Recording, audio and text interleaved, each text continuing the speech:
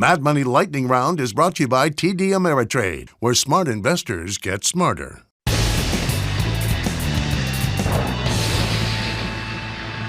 It is time! It's time to lightning round.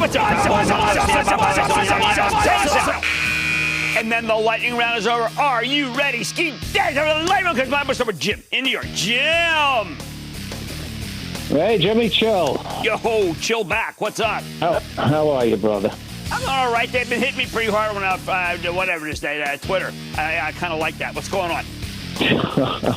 All right, listen, my stock that I'm talking about today is down about 30% from its highs, including 7% again today.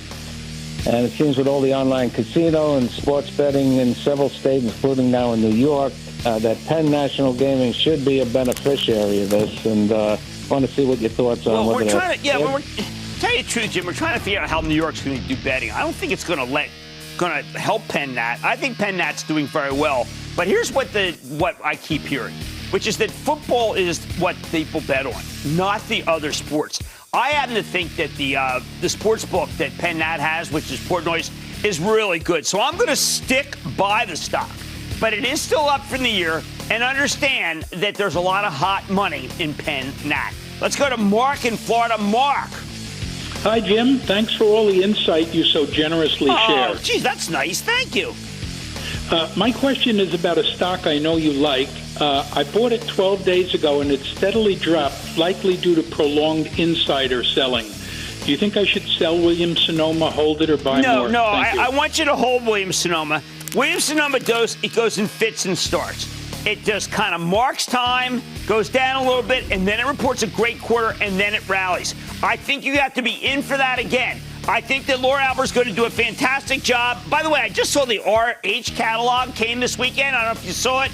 That stuff is gorgeous. It's a twofer. I think RH is going to have another great quarter. Let's go to Ram in California. Ram. Jim, go ahead, Jim. How are you? Well, I am good. How about you? Doing great, Jim. Doing great. Jim, look, see, I have this, I thought it's a value stock called PFSI, PennyMac Financial Services. Right, mortgage. I did get it around, 64-ish or something, but now, I see the stock going down to 58, 59, stuff like that. So, wondering what's your, view on that. I think you're fine with that. I mean, I think that people are trying to figure out whether it's got anything in particular that others don't have in mortgage lending. I don't think it's special enough to be exciting for me versus even owning a JPMorgan or Bank of America, though. Let's go to Dane in California. Dane. Hey, Jim. Thanks for having me on the show. Appreciate I'm glad you're on the show, Dane. What's going on? Hey, I'm in a little bit of a tough patch right here. I bought EXPI at like $73. You had mentioned it was a pretty good company, but now it's just kind of going down and down, and I really don't know why. Well, I think that, first of all, you had Compass come, and then a lot of people felt that, like, real estate had peaked, and then you started thinking, is this really proprietary? There are a lot of people online who are constantly promoting Exp World Holdings, who I think are going to go away simply because the chart is bad and they got burned. Down here, I think you're okay, but it's a $4.9 billion valuation, and I think that is a little too high for a company that doesn't have anything that special. I know that they think they do. I apologize, but I don't see it. Let's go to Paul in Massachusetts. Paul. Hey, Jim. Thanks for taking my call. I hope you and the crew are doing well. You guys do an amazing job. All right. Thank you. I'll keep it short and sweet. I want to see what you think about the stock Microvision, ticker MVIS. All right, this stock is this is what I call a true battleground stock, okay? It's got a gigantic short position. The people who are short it are always getting hurt by the people who just want to crush it. So I think it's a battleground, and you have to avoid battleground stocks. There are better fish to fry. Alan in Michigan. Alan. Hey, Jim. How you doing? I'm good. How are you? Good. My question is about United Wholesale Mortgage. Is that stock a good buy? Well, Matt, that was Matt Ishbia, who played for the national champion Michigan State team. That I know that from internally. But I've got to tell you, the guy came on. I thought he acquitted himself well.